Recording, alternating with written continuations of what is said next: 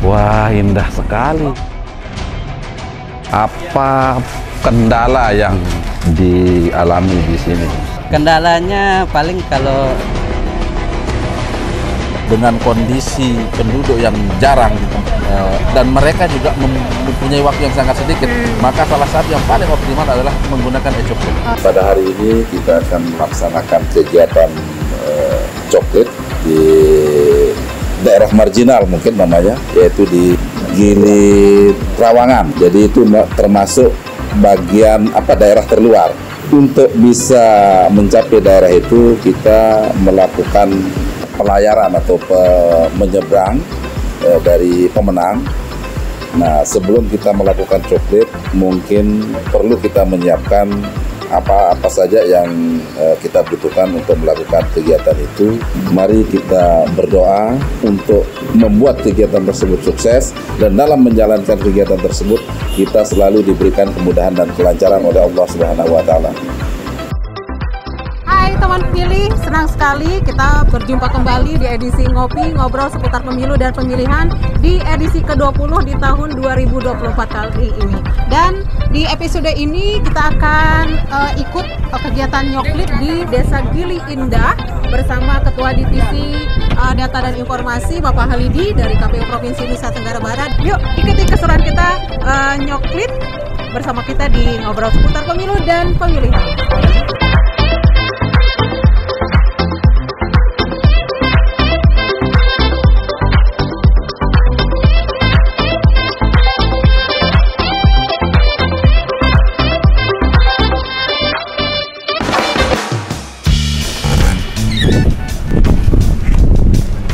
Wah, indah sekali. Nah, teman pemilih, kita sudah sampai di Desa Gili Indah yang ada di Gili Trawangan. Kita akan mengikuti keseruan coklit kita pada hari ini. Kita saksikan terus di Ngopi Ngobrol seputar pemilu dan pemilihan.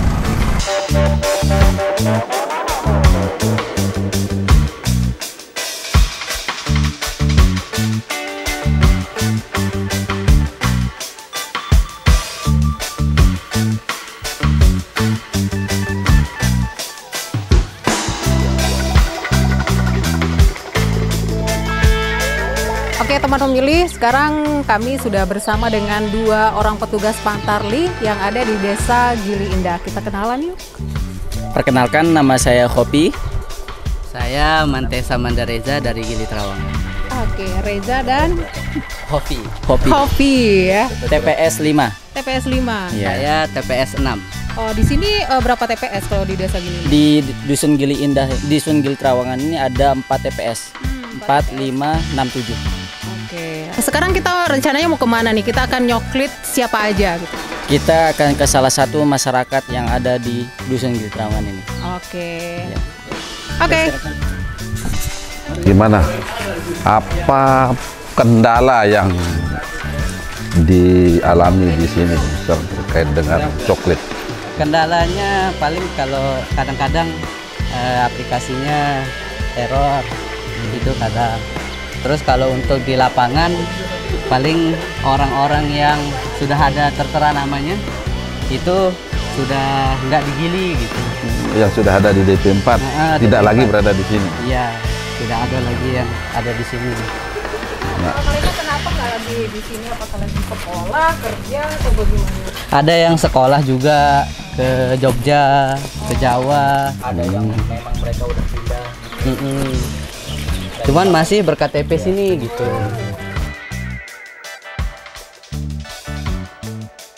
Assalamualaikum warahmatullahi wabarakatuh. Nih Bu, kita mau mendata untuk TPS untuk pemilihan bupati sama gubernur.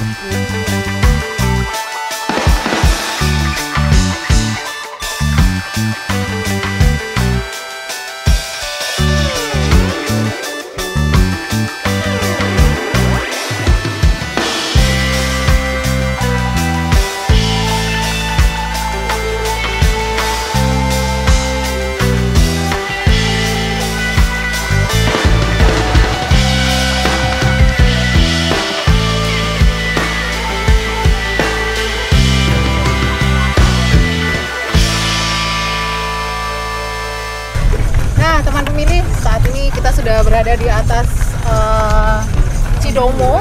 Ini merupakan salah satu alat angkutan yang ada di Desa Gili Indah di Gili Trawangan kali ini. Nah, Pak Kadif, bagaimana tadi coklit kita? Monitoringnya turun lapangan langsung melihat suasana pencoklitan di Desa Gili Indah ini. Ya, luar biasa. Tetapi memang ternyata ada beberapa persoalan. Ya. Jadi persoalan yang paling pokok itu ternyata lebih banyak penduduk yang mau dicoklit itu ada mempunyai aktivitas lain. Oh iya. Nah, itu persoalan. Itu yang dicoklit nggak ada di tempat gitu nggak ya. ada di tempat. Persoalan itu jadi PR juga jadi buat petugas Pantarlihnya Pak ya. Nah ini lanjut tentang Pantarlih atau tentang pencoklitan ini. Ini kenapa sih kita mengambil coklitnya di sini? Gitu? Apa yang menarik sehingga kita turun langsung untuk memonitor suasana pencoklitan di Desa Gili Indah ini, Pak? Jadi ternyata yang menarik itu ada beberapa memang yang menjadi latar belakang kenapa kita perlu melakukan coklit di Desa Gili Indah ini. Yang pertama adalah ini termasuk wilayah terluar dari Provinsi NTB. Artinya ini adalah daerah pulau yang membutuhkan moda transportasi tambahan berupa penyeberangan. Itu yang pertama. Terus yang kedua, daerah ini termasuk memiliki partisipasi yang rendah. Terus yang ketiga yaitu ini termasuk daerah yang kerap kekurangan air bersih.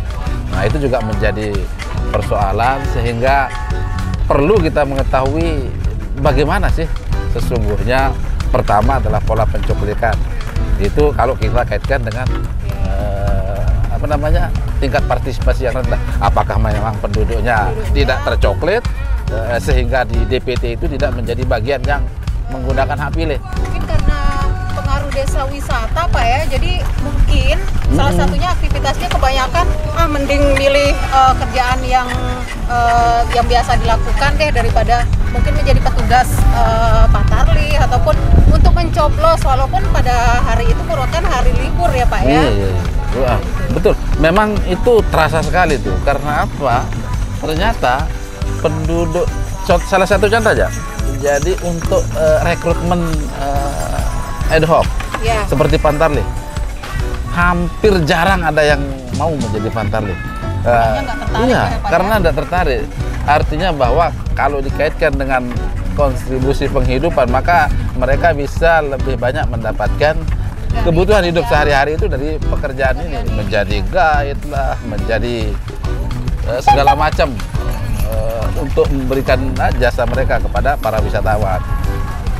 Oke Pak, kita tahan dulu, kita kayaknya perlu lihat-lihat suasana pantai sebentar deh Pak sebelum kita akan lanjutkan obrolan kita. Oke.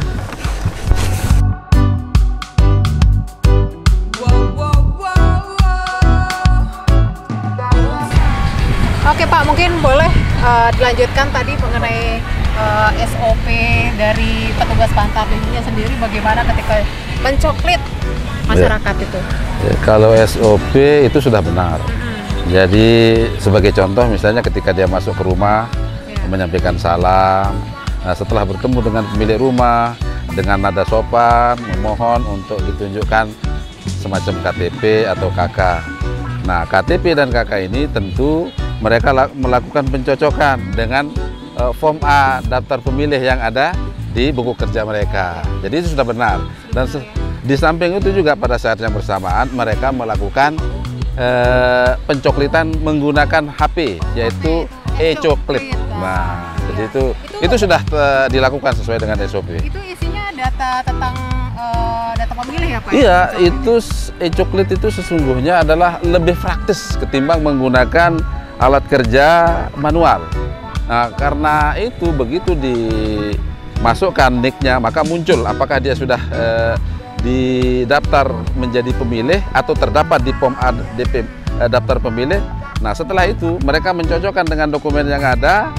Setelah dicocokkan langsung disinkronisasi. Nah ditambah juga dengan foto KTP tersebut juga harus dicantumkan di aplikasi tersebut. Nah jadi itu lebih praktis. Jadi ada data manual dan juga data elektroniknya Pak ya. Ya. Jadi aman lah ya. Aman, itu adalah untuk menjaga hak pilih warga negara Indonesia, terutama di Desa Gili Indah ini. Oke, kita lanjutin lagi Pak, tapi sambil jalan-jalan lagi. Oke.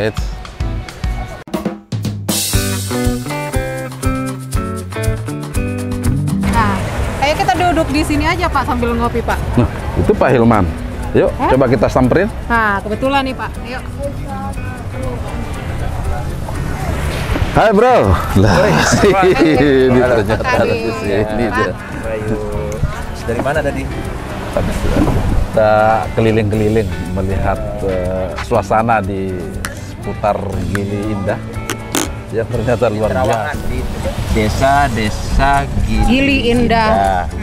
Dusunnya Terawangan.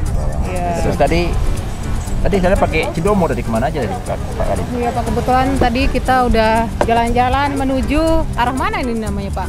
Kalau bahasa sininya itu ke arah utara. Ke arah utara ya.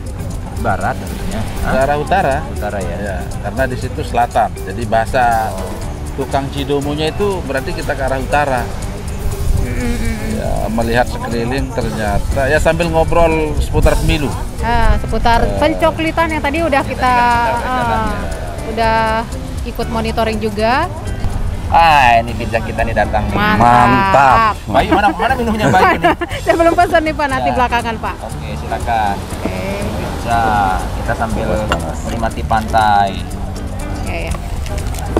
Oke. Oke, mungkin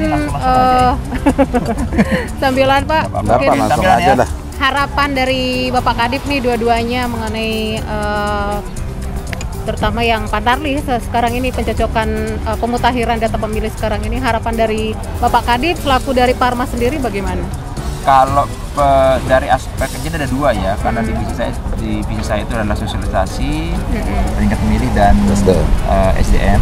Parmas. Waduh, panas. Tentu kalau aspek dari sosialisasi dan Parmasnya adalah kami berharap di Berenkro kami itu bisa melakukan edukasi kepada pemilih, sehingga agar partisipasi kita tinggi di sini. Partisipasinya, kehadiran di dalam TPS nanti pada saat pemungutan suara kita pilkada tepatnya 27 November 2024 nanti. Itu aspek untuk partisipasi.